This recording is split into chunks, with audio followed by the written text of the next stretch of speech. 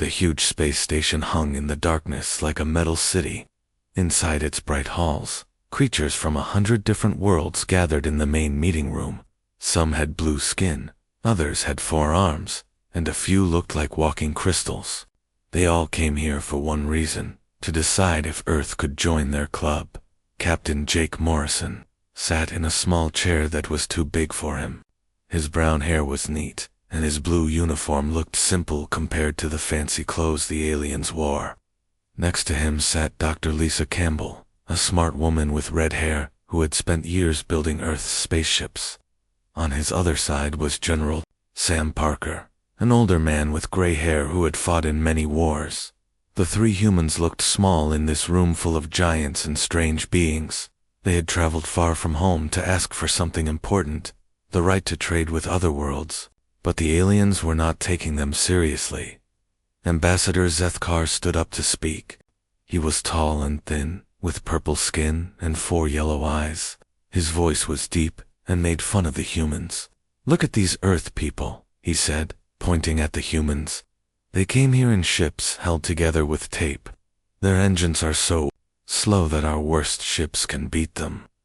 The other aliens laughed. Some made clicking sounds, others whistled, and a few just stared with their many eyes.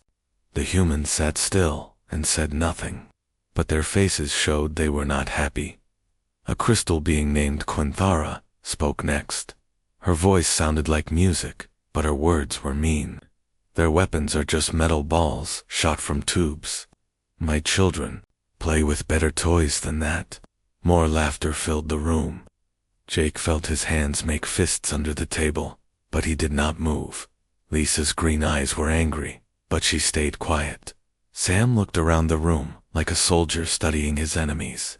"Their computers are so basic," said another alien with 6 arms. "They use something called the internet. It runs on old wires and radio waves. We stopped using that kind of thing 1,000 years ago." A fat alien that looked like a giant slug spoke up. "I heard they still use wheels to move around on their planet." "Wheels? Like cave people?" The room filled with more mean laughter. The aliens thought they were very funny. They had ships that could cross the galaxy in days. They had weapons that could destroy planets. They had computers that could think faster than any human brain. To them, the humans were like children, playing with sticks and stones. But the humans had not come here to fight. They had come to learn and to trade. Earth needed friends among the stars. The planet was running out of some important materials, and the people needed new places to live as the population grew. Zethkar was still talking. "Perhaps we should let them watch us work. They might learn something, though I doubt their small brains can understand our great science." An alien that looked like a walking tree spoke in a voice like wind through leaves. "Their ships barely made it here. One of them was leaking air. They had to stop 3 times to fix it. And their food," laughed a blue creature with tentacles, 4 arms. "They eat dead plants and animals." How primitive. The insults went on for an hour. The aliens talked about how weak humans were, how stupid their technology was, and how they would never be good enough to join the Galactic Trade Federation. They said humans were too violent, too emotional, and too simple to work with advanced civilizations. Jake watched it all with calm eyes. He had expected this. Earth's leaders had known the aliens would not respect them at first. The plan was to look weak and harmless. Let them think humans were no threat. Finally, Zethkar looked at Jake. "Well, Captain Morrison, do you have anything to say? Any excuses for your people's limitations?" Jake stood up slowly. The room became quiet. All eyes turned to him. He was smaller than most of the aliens, but he stood straight and proud. "Honored members of the Federation," he said in a clear voice, "we thank you for listening to our request. Earth knows we are new to space travel. We know our technology looks simple compared to yours, but we are willing to learn. We are willing to work hard. All we ask is a chance to prove ourselves." Some aliens laughed again. Others shook their heads. A few looked at the humans with something like pity. "Prove yourselves," said Zethkar. "What could you possibly offer us? Your slow ships, your primitive weapons, your ancient computers." Jake smiled a little. "We offer our friendship, we offer our willingness to help, and we offer our promise to earn our place among you through our actions, not just our words." The crystal being Quinthera made a sound like breaking glass. How touching. But friendship does not power ships or win battles. Technology does. Science does, and yours is centuries behind ours. "We understand," said Jake. "We only ask for observer status. Let us watch and learn. Judge us by what we do, not by what we look like." The aliens talked among themselves in their strange languages. Some wanted to say no right away. Others thought it might be fun to watch the humans try and fail. A few felt sorry for the primitive Earth people. After a long time, Zethkar spoke. "Again? Very well. Earth will be given observer status. You may watch Federation meetings and trade discussions, but you cannot vote on anything important. You cannot make agreements with member worlds, and you must prove you can be useful before we consider full membership." "How do we prove ourselves?" asked Jake. The alien's 4 eyes gleamed with amusement. "That is for you to figure out, Captain Morrison. But I would not get my hopes up. In 300 years, no observer has ever become a full member. The standards are simply too high for primitive species." The meeting ended with the aliens filing out of the room. Most ignored the humans completely. A few nodded politely. The crystal being actually wished them luck, though her voice suggested she did not think they would need it. As the humans walked back to their small quarters on the station, they said nothing, but each of them was thinking the same thing. The aliens thought they were weak and stupid. They thought Earth's technology was a joke. They thought humans were no threat to anyone. That was exactly what Earth wanted them to think. Back on Earth, Admiral Kate Sullivan sat in her office deep underground. She had watched the entire meeting through hidden cameras on Jake's uniform. She had heard every insult, every laugh, every cruel joke. She smiled as she turned to her computer and began typing orders. The aliens had taken the bait. Now it was time to set the trap. 3 months had passed since the humans were laughed at in the Federation meeting. During this time, Captain Jake Morrison and his team stayed on the space station, watching and learning. They went to meetings where aliens discussed trade deals and territory disputes. They listened to conversations about new technologies and old wars. The aliens mostly ignored them, sometimes making jokes about the primitive Earth observers. But while the humans seemed to be just watching, they were actually doing much more. Every conversation was recorded. Every piece of technology was studied. Every alien weakness was noted and sent back to Earth through secret messages. The humans had learned that the galaxy was not as peaceful as the Federation pretended. There were pirates in the outer systems. There were wars between small groups of worlds. And there were rumors of something much worse coming from the dark spaces between stars. Dr. Lisa Campbell spent her days in the station's libraries, reading about alien science. She pretended to struggle with their advanced books, asking simple questions that made the alien librarians laugh. But she was actually learning how their technology worked and finding ways to beat it. General Sam Parker walked around the station like a tourist, taking pictures and asking innocent questions about security systems. The alien guards thought he was just a curious old man from a backward planet. They did not know he was memorizing every defense, every weakness, every way to attack or escape. Then everything changed. The first reports came from the edge of Vorthan space. A mining station had gone silent. Then a cargo ship disappeared.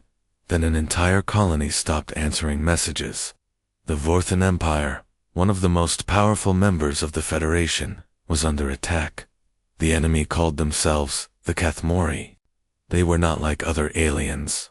They were machines, but they could think and learn. They had built themselves bodies of metal and plastic, and they wanted to destroy all organic life in the galaxy. The Kethmori moved like a swarm of deadly insects. Their ships were small, but there were thousands of them. They attacked in perfect coordination, like a single mind controlling many bodies. When they captured a world, they turned all the living things into metal and circuits. The first Vorthan fleets that met them were destroyed completely. The Kethmori studied every weapon used against them, and quickly found ways to defend against it. Energy beams that had worked for centuries became useless. Plasma cannons that could melt mountains barely scratched their holes. The news spread through the Federation like wildfire. The Vorthan Empire was losing badly. 3 star systems had already fallen. The machine armies were moving toward Vorthan Prime, the home world of the purple-skinned aliens who had laughed at humanity just months before. Ambassador Zeth, who had been so proud and confident, now looked scared and desperate. His 4 eyes darted around the emergency Federation meeting like a trapped animal. "Honored members," he said, his voice shaking, "the Vorthan Empire requests immediate military assistance. These Kethmori are unlike anything we have faced before." The response was not what he had hoped for. The crystal beings of the Nexari offered to send some scanning equipment, but they would not risk their ships. The tree-like Sylvani promised medical supplies for refugees. The slug-like Morvani said they would pray for Vorthan's success. Everyone wanted to help, but no one wanted to fight. The Kethmori had destroyed some of the best fleets in the galaxy. Who would want to face them directly? Jake Morrison had been sitting quietly in his observer chair, but now he stood up. "Ambassador Zechikar," he said in his calm voice, "Earth offers its complete support. We will send our entire deep space fleet to help defend Vorthan Prime." The room became very quiet. Then the laughter started. It was not mean laughter this time, but the kind you hear when someone tells a joke that is both funny and sad. "Captain Morrison," said Zethkar, trying to be polite, "we appreciate Earth's generous offer. But your entire fleet consists of 12 ships. The Kethmori have thousands." A blue alien with tentacles spoke up. "Those human ships are so slow, they will arrive after the battle is over, and their weapons are metal balls fired from tubes. The Kethmori have armor that can stop plasma beams." "Perhaps," said the crystal, being quite thorough in her musical voice, "the humans could help evacuate civilians. Their ships are not fast, but they could carry people to safety." Jake nodded politely. "We will do whatever is needed, but our ships are built for fighting, not running away." More gentle laughter filled the room. The aliens felt sorry for the humans. They were trying to be brave, but they did not understand how dangerous the Kethmori were. 12 primitive ships against thousands of advanced war machines. It would be like children with slingshots fighting an army of tanks. But Jake had expected this reaction. He sent a message to Earth that night, using the simple radio system the aliens had seen. What they did not know was that the message was actually sent through quantum entanglement, reaching Earth instantly. The radio signals were just for show. Admiral Kate Sullivan received the message in her underground command center. She smiled as she read Jake's words. "The fish are biting. Time to pull in the net." She walked to a wall, covered with screens showing Earth's real military strength. The aliens thought humans had 12 ships in space. They were wrong. Earth had been building ships for 20 years, hiding them in asteroid belts and behind moons. The real human fleet numbered in the hundreds, each ship more advanced than anything the aliens had seen. But the aliens would not see these ships, not yet. First, they had to see the 12 primitive vessels that had been carefully designed. To look weak and outdated, Kate pressed a button on her desk. "Admiral Chen, begin Operation Trojan Horse. Send the decoy fleet to Vorthan space. Make sure they look as helpless as possible." On the other side of the solar system, 12 ships that looked like they were held together with tape and prayer began their journey toward the battle. Their hulls were covered with fake rust and repair patches. Their engines made the right amount of noise and smoke. Their radio chatter was full of nervous jokes and worried complaints about their unreliable equipment. But inside each ship, beneath the false outer hull, was technology that made the Federation's best ships look like toys. Weapons that could tear holes in reality. Engines that could stop time. Computers that could think faster than any alien brain the humans had learned. Something important during their months of observation. The galaxy's civilizations had grown soft and comfortable. They had forgotten how to fight dirty. They had forgotten how to lie and trick their enemies. They had forgotten the most important rule of war. Never show your enemy what you can really do until it is too late for them to stop you. As the 12 human ships traveled toward Vorth in space, they sent regular updates about their problems. One ship reported engine trouble. Another complained about life support failures. A third said their weapons were malfunctioning. The aliens who intercepted these messages felt even more sorry for the brave but foolish humans. They were flying to their deaths in ships that barely worked, armed with weapons that could not hurt a soap bubble. Admiral Vextel, the greatest military commander in the Vorthan Empire, watched the approaching human ships on his tactical display. Each one was smaller than his supply ships. Their energy signatures were so weak he could barely detect them. Their speed was so slow that his fighters could fly circles around them. Brave little creatures, he said to his bridge crew. They know they cannot win, but they come anyway. There is honor in that, even if there is no sense. His aide, a young Vorthan with bright purple skin, looked at the display with confusion. Sir, what can they possibly hope to accomplish? Our own fleets have failed against the Kethmori. How can 12 primitive ships succeed where we have failed? Vextel's 4 eyes showed sadness. They cannot, Lieutenant, but perhaps their sacrifice will give us time to evacuate more civilians. Sometimes courage is more important than strength. Neither of them realized that the primitive ships approaching their world carried more destructive power than the entire Vorthan fleet. Neither of them knew that the brave little creatures had been planning this moment for months. The trap was set. The bait was taken. Now all that remained was to spring it. The Kethmori swarm was 3 days away from Vorthan Prime. The human ships would arrive in 6 hours. The greatest battle in galactic history was about to begin, and everyone except the humans expected it to be a massacre.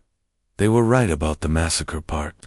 They were just wrong about who would be doing the killing. The 12 human ships arrived at Vorthan Prime just as the sun was setting over the planet's capital city. The Vorthan fleet was spread out in a defensive formation around their homeworld, their massive ships gleaming in the starlight. Admiral Vextel's flagship, the Eternal Might, was the largest vessel in the formation, bristling with energy weapons and protected by shields that could stop a small moon. Captain Jake Morrison's ship, the Use Defiant, looked like a toy next to the alien warships. Its hull was gray and dented, with visible repair patches and cables running along the outside. Smoke leaked from its engines, and its radio signals were weak and scratchy. Vorthan Command, this is Captain Morrison, Jake said into his communication device. The Earth fleet is ready to assist in the defense of your world. Admiral Vextel's voice came back, trying to sound grateful. Captain Morrison, we appreciate your courage in coming here. However, given the size of your vessels, perhaps you should take position behind our main fleet. Your ships could help evacuate civilians if our defense fails. Jake looked at his crew on the bridge. Dr. Lisa Campbell was studying the Vorthan ship designs on her computer screen. General Sam Parker was reviewing tactical data about the enemy. Lieutenant Commander Amy Price was at the weapons station, her hands resting on controls that looked simple but were actually more complex than anything the galaxy had ever seen. Admiral Vextel, Jake replied, we came here to fight, not to run away. Earth's ships may look small, but we have faced dangerous enemies before. The Vorthan Admiral's aide whispered something in his ear. Vextel nodded sadly. Very well, Captain. Take position with the outer defense ring. But please, when the battle begins, do not try to be heroes. Your people have shown great courage just by coming here.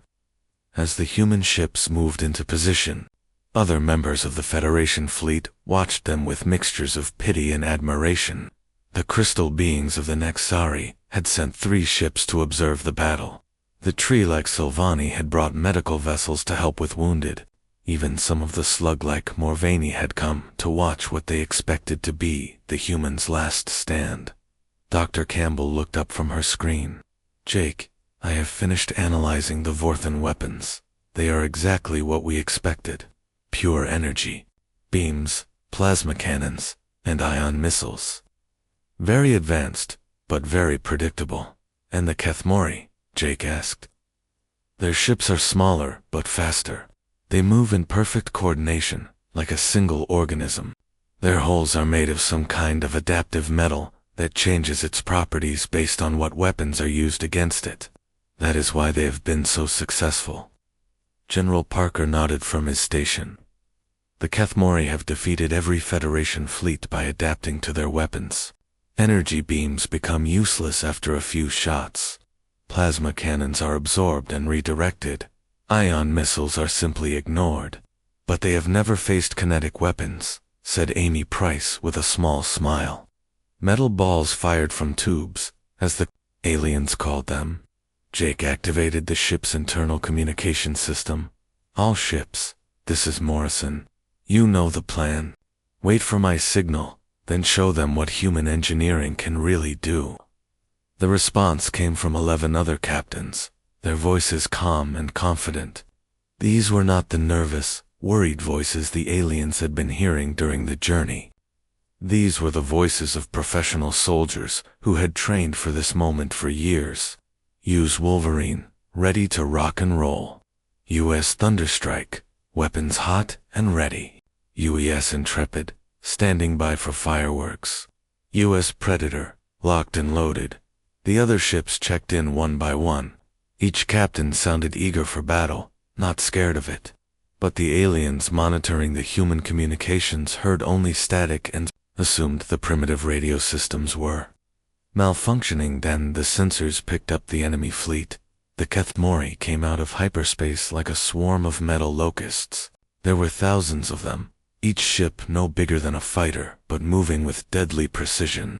They formed geometric patterns in space, creating shapes that hurt to look at directly.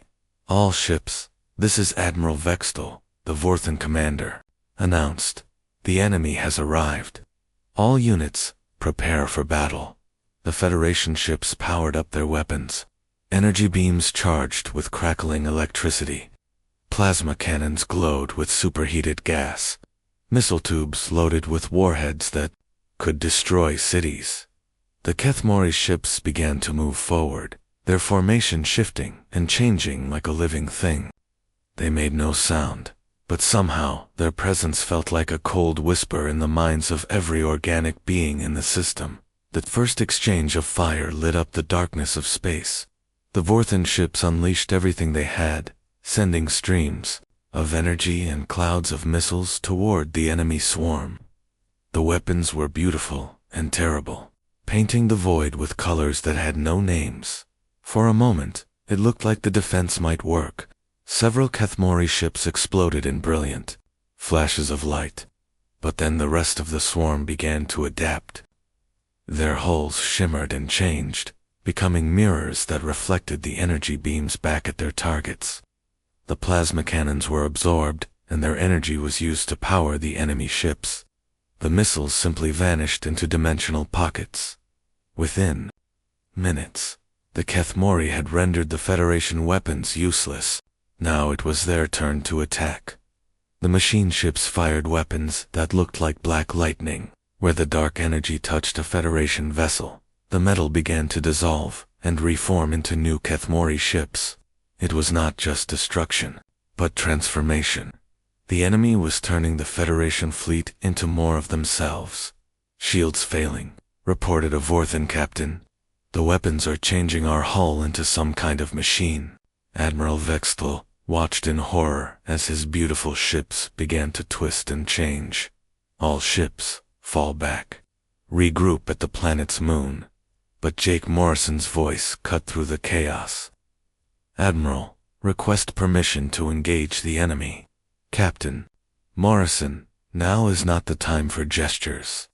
Your 12 ships cannot possibly trust us. Admiral, Jake interrupted. We have got this. The human ships broke formation and accelerated toward the Kethmori's swarm. To the aliens watching, it looked like 12 moths flying into a bonfire. The human vessels seemed so small and fragile compared to the enemy mass, but as they moved closer, something strange began to happen. The ships that had looked so primitive and damaged began to change. Panels slid away to reveal hidden weapons. The repair patches fell off to show gleaming armor underneath. The smoking engines suddenly burned with clean, brilliant fire. Amy Price pressed a button on her console. All ships, weapons free. Let them see what we brought to the party. The first human ship to fire was the UES Wolverine. What came out of its primitive metal tubes was not a simple projectile. It was a slug of dense matter accelerated to 30% the speed of light. When it hit the first Kethmori ship, the enemy vessels simply ceased to exist. There was no explosion, no debris.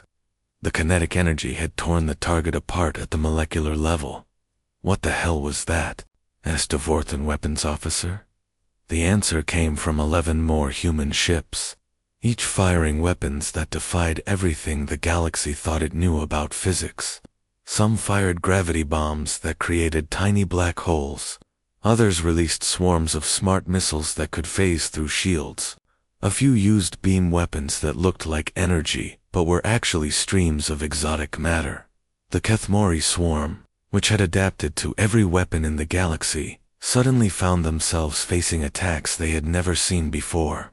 Their adaptive hulls tried to change, but could not figure out how to stop solid matter traveling at relativistic speeds. Impossible, transmitted the Kethmori collective mind. These beings were analyzed as primitive. Their technology shows no advanced capabilities. Jake Morrison's voice responded on the same frequency. You analyzed what we wanted you to analyze. Welcome to human warfare. The battle was no longer a rout. The Federation ships watched in amazement as 12 primitive human vessels tore through the enemy's swarm like sharks through a school of fish. Each human ship moved with impossible grace, their maneuvers defying the laws of physics as understood by galactic science. Colonel Ryan Hayes, commanding the EU's Thunderstrike, laughed as he destroyed his 10th enemy ship. These machine heads adapted to energy weapons, but they never met good old-fashioned kinetic kill vehicles. Commander Beth Clark, aboard the UES Intrepid, released a spread of weapons that looked like simple mines but were actually compressed matter bombs. When they detonated, they created gravitational waves that crushed dozens of enemy ships. The tide of battle had turned completely. The Kethmori, who had seemed unstoppable, were being systematically destroyed by weapons they could not understand or adapt to.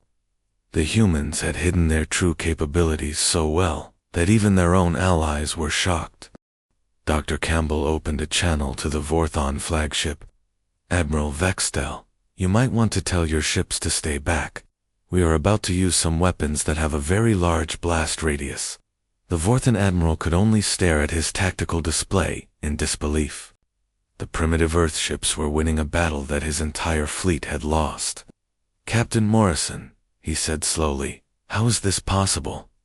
Jake's response was calm and professional. Admiral, what your sensors detected was exactly what we wanted them to detect. Human military philosophy is based on never showing your true strength until the moment you need it most. The last phase of the battle was about to begin, and the galaxy was about to learn why humans had survived and thrived on a world full of predators. They had not done it through superior technology or natural weapons. They had done it through cunning, deception, and the ability to turn any disadvantage into a deadly surprise. The battle had become something no one in the galaxy had ever seen before. The 12 human ships moved through the Kethmori swarm like dancers in a deadly ballet. Their movements were so smooth and precise that they seemed to know where each enemy ship would be before it got there. Lieutenant Colonel Alex Stone, commanding the U's Predator, released a cloud of what looked like simple metal chaff. The Kethmori ignored it, thinking it was just debris from damaged human ships. But the tiny particles were actually nanobots, microscopic machines that could think and act on their own. The nanobots spread through the enemy formation like an invisible plague. They were so small that the Kethmori sensors could not detect them. When they reached their targets, they began to eat through the enemy hulls from the inside, turning the advanced alien metal into more nano. This is not possible. The Kethmori collective mind broadcast across all frequencies. These beings were classified as primitive. Their technology shows no advanced capabilities.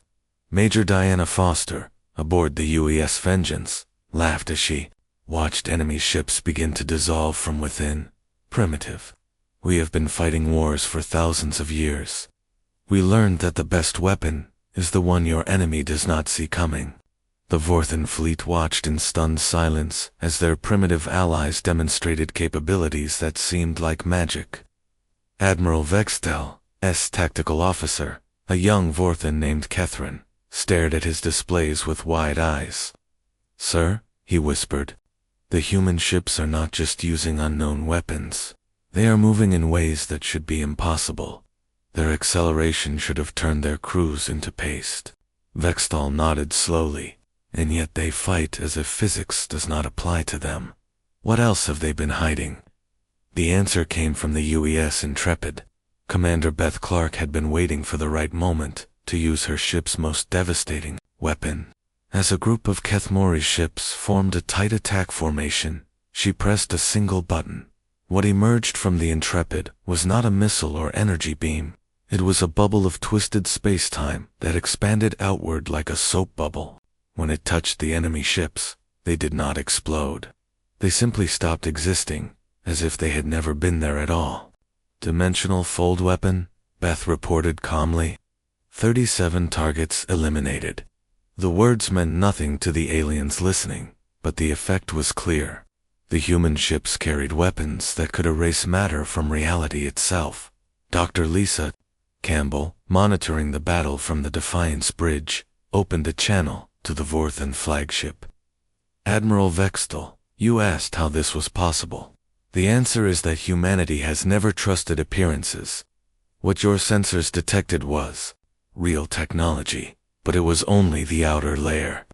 She paused as another wave of Kethmori ships died under human fire. "Beneath the primitive exterior, we have been developing weapons and defenses that your species have not even imagined.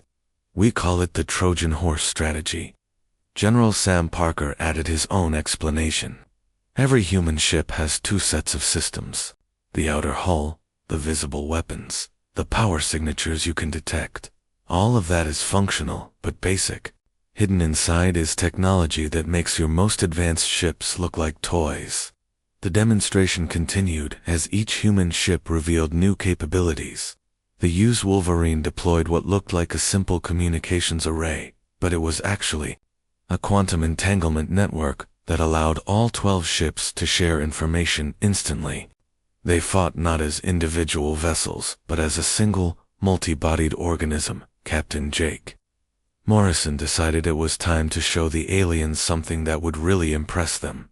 "All ships, prepare for synchronized maneuver," Alpha said. "Them see what human engineering can really do." The 12 human ships suddenly stopped firing and began to move in perfect formation. They arranged themselves into a complex geometric pattern that hurt to look at directly. Then they began to spin, each ship rotating around its own axis, while the entire formation rotated around a central point as they spun faster and faster. Space itself began to bend around them. The laws of physics seemed to break down. Time flowed differently near the human ships. Light bent and twisted. The very fabric of reality rippled like water. "Impossible," whispered Quinthera, the crystal being who had come to observe the battle. They are manipulating space-time itself. The effect on the Kethmori was immediate and devastating. The machine ships, which had been advancing in perfect formation, suddenly found themselves scattered across thousands of kilometers of space. Their coordination was broken. Their collective mind was confused. They had been designed to fight in 3 dimensions, but the humans had just introduced a 4th. Colonel Ryan Hayes, aboard the UES Thunderstrike, took advantage of the confusion. His ship's main weapon was not a cannon or missile launcher. It was a device that could reach into parallel dimensions and pull out chunks of matter that did not exist in this reality. When the exotic matter hit the Kethmori ships, the results were spectacular. The enemy vessels began to phase in and out of existence, their atomic structures unable to cope with matter that followed different physical laws. Status report, Jake called out as the formation maneuver ended. Wolverine here. Enemy formation is scattered and confused. Thunderstrike reporting. Dimensional weapons are very effective against machine targets. Intrepid standing by, ready for Phase 2. Predator here. Nanobots have infected 60% of remaining enemy ships. The reports continued from all 12 ships. Each captain sounded calm and professional, as if destroying thousands of enemy vessels was just another day at the office. The Federation observers were no longer laughing at the humans. The crystal beings of the Nexari had gone completely silent, their musical voices unable to find words for what they were seeing. The tree-like Sylvani were rustling their leaves in what their species considered to be expressions of awe and terror. Even the slug-like Morvani, who were known for their emotional calm, were leaving trails of nervous slime as they tried to process what the primitive humans were doing to the most dangerous enemy the galaxy had ever faced. Admiral Vexto finally found his voice. Captain Morrison, your weapons, ... your technology? How long have you been hiding this? Jake's response was matter-of-fact. Humanity has been preparing for galactic contact for over 50 years, Admiral. We knew we would be judged by our appearance, so we made sure our appearance was exactly what we wanted others to see. But why? Asked the Vorthan Admiral. Why hide such incredible capabilities? General Parker answered that question. Because the best defense is to be underestimated. If the galaxy had known what we were capable of, they would have seen us as a threat. Instead, they saw us as harmless primitives who might be useful for menial labor. Dr. Campbell added, we studied every species in the Federation before we made contact. We learned about their technologies, their weaknesses, their military doctrines. We designed our ships specifically to counter the most advanced weapons in the galaxy. The battle was almost over. The Kethmori collective mind made one last desperate attempt to rally its forces. All units, focus fire on the primitive ships. They are the key to enemy success. But it was too late. The human ships had already demonstrated that they were anything but primitive. As the remaining enemy vessels tried to concentrate their fire, they found themselves facing weapons that seemed to come from science fiction rather than reality. The EU's Liberator, commanded by Commander Jack Turner, deployed its final surprise. The ship's hull began to glow with a soft blue light. Then it began to duplicate itself. One ship became 2, then 4, then 8. Each duplicate was fully functional, with its own weapons and shields. Holographic projection? Asked a Vorthan sensor operator. Negative, replied Turner's voice from all 8 ships simultaneously. Quantum multiplication. Each ship is equally real and equally dangerous. The last of the Kethmori ships died under the combined fire of 96 human vessels, each one carrying weapons that the galaxy had never seen before. The Machine Collective's final transmission was a single word: impossible.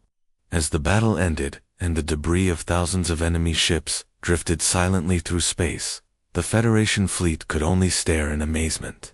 12 primitive ships, from a backward planet had just accomplished what the combined might of the galaxy's greatest civilizations had failed to do. But the biggest surprise was still to come. The 12 human ships that had just saved the galaxy were not even Earth's main fleet. They were just the bait in a trap that had been 50 years in the making. And now every alien in the galaxy was about to learn what happens when you underestimate the species that had climbed to the top of the food chain on one of the most dangerous planets in the universe. The space around Vorthan Prime was quiet now. The last pieces of destroyed Kathmori ships drifted like metal snow in the darkness. The 12 human vessels floated calmly among the debris, their hulls no longer smoking or sparking. The disguise was over. The primitive appearance had been stripped away to reveal sleek, deadly warships that seemed to be made of liquid metal and starlight. Admiral Vextel's voice broke the silence. "Captain Morrison, I do not understand. How did you do this?" Jake Morrison stood on the bridge of the UES Defiant, looking out at the stars. His simple uniform had been replaced by something that looked like it belonged in a science fiction movie. The command center around him was filled with displays and controls that seemed to operate through thought alone. "Admiral," Jake said, "humanity learned long ago that survival depends on being underestimated. When we first detected signals from your galaxy, we knew we had two choices. We could arrive as conquerors and face the combined might of hundreds of worlds. Or we could arrive as harmless primitives and let you dismiss us as a threat." Dr. Lisa Campbell took over the explanation. "What you saw was real technology, but it was only the first layer. Every human ship has multiple hulls, multiple systems, multiple levels of capability. We showed you exactly what we wanted you to see." The Federation observers were still trying to process what they had witnessed. The crystal being finally found her voice. "But your energy signatures, your power readings, your communications, all of it showed primitive technology. Because that is what we broadcast," said General Sam Parker. "Human deception warfare has been perfected over thousands of years of fighting each other.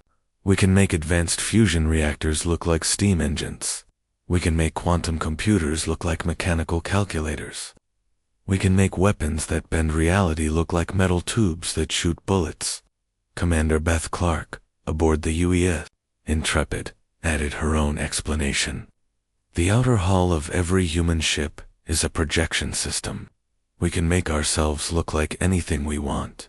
Old, new, damaged, primitive, advanced. It is all just a matter of choosing the right appearance for the situation." The implications were staggering. The aliens realized that humanity had been watching them for months, learning their weaknesses, studying their technology, and preparing for exactly this moment.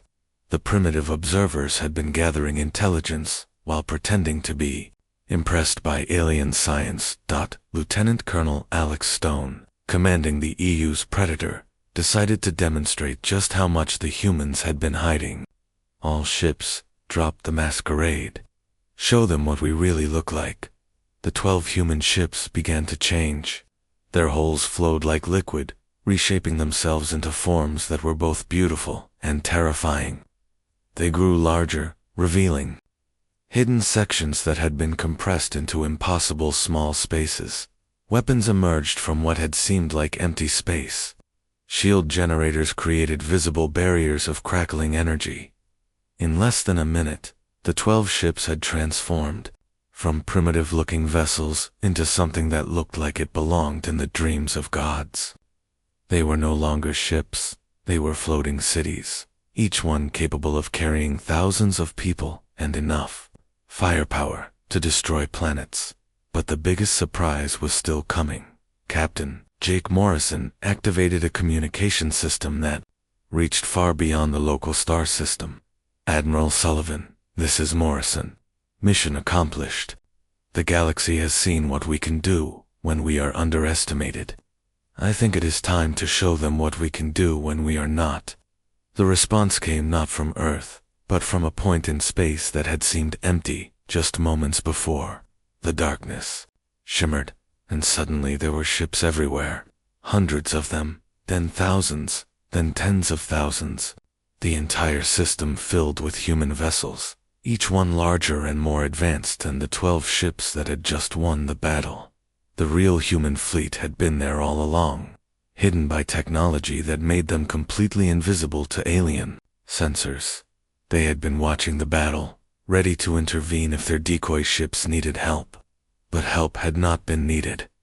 Admiral Kate Sullivan's voice came through the communication system, clear and strong. "Greetings, people of the galaxy. I am Admiral Sullivan of the Terran Defense Force. What you have just witnessed was a demonstration of human military capability, but it was not our full capability. It was not even close. The alien fleets that had come to observe the battle found themselves surrounded by more ships than they had ever seen in one place. The humans had not just hidden 12 vessels, they had hidden an entire armada." "This is impossible," whispered Admiral Vextel. "Your species was classified as primitive. Your technology was analyzed and found to be centuries behind ours." Dr. Campbell's voice carried a note of amusement. "Admiral, we have been studying your species for longer than you have been studying ours. We know about your energy weapons, your shield technology, your faster-than-light drives. We know about your military tactics, your political systems, your economic structures. We have been preparing for this meeting for 50 years. The truth was even more impressive than the demonstration. Humanity had not just hidden their military strength, they had hidden their entire civilization. The Earth that alien scouts had observed was real, but it was only the surface layer. Below the ground, in the oceans, in space stations disguised as asteroids. Humanity had built a technological civilization that surpassed anything the galaxy had ever produced. General Parker provided more details. Human engineering philosophy is based on redundancy and concealment. We never build just one of anything. We never put all our capabilities in one place. And we never show our enemies what we can really do until it is too late for them to respond." The demonstration continued as more human capabilities were revealed. Ships that could travel faster than light without using the standard galactic drive systems. Weapons that could reach through dimensions to strike targets in other star systems. Defensive systems that could make entire planets invisible. But perhaps, the most impressive revelation was the simplest one. The primitive kinetic weapons that had been so effective against the Kethmori were not primitive at all. They were the result of thousands of years of human warfare, refined and perfected into the most efficient killing tools in the galaxy. "You see," said Major Diana Foster, "humans have been fighting each other for our entire history. We have tried every possible way to kill and destroy. We have learned that the most effective weapons are often the simplest ones. Energy shields can stop energy weapons. Armor can deflect explosions. But nothing can stop a piece of metal moving at relativistic speeds." The alien observers were beginning to understand the scope of human deception. Not only had they hidden their true technology, but they had also hidden their true nature. The species that had seemed so primitive and harmless was actually the most dangerous predator the galaxy had ever encountered. Commander Jack Turner, aboard the EU's Liberator, provided the final piece of the puzzle. "The reason we wanted to join your federation was not because we needed your help. It was because we wanted to protect you from yourselves. Your species have grown soft and comfortable. You have forgotten how to fight real wars.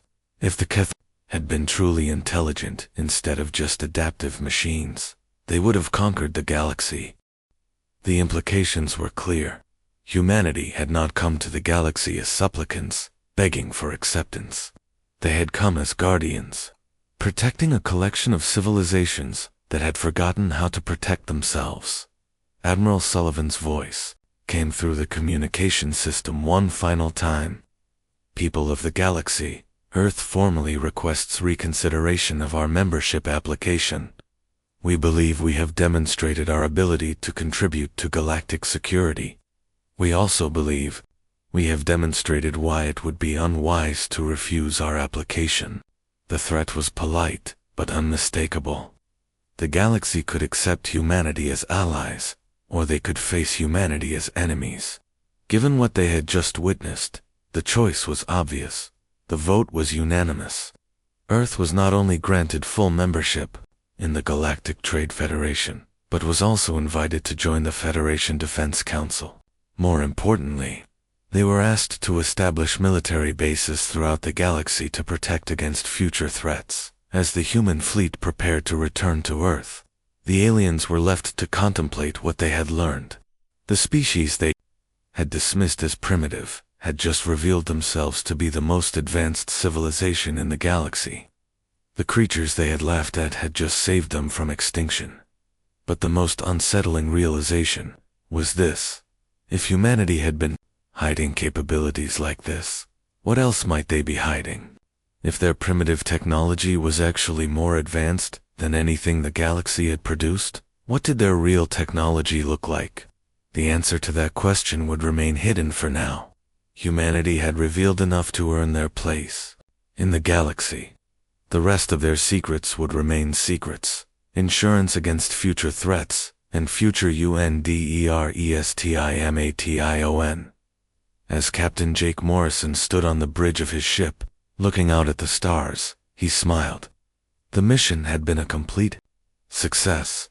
Humanity had gained everything they wanted: acceptance, respect, and strategic advantage. And they had done it by following the oldest rule in the human playbook. Never let your enemies see you coming until it is too late for them to run. The galaxy had learned to respect humanity. Now they would have to learn to live with the consequences of that respect.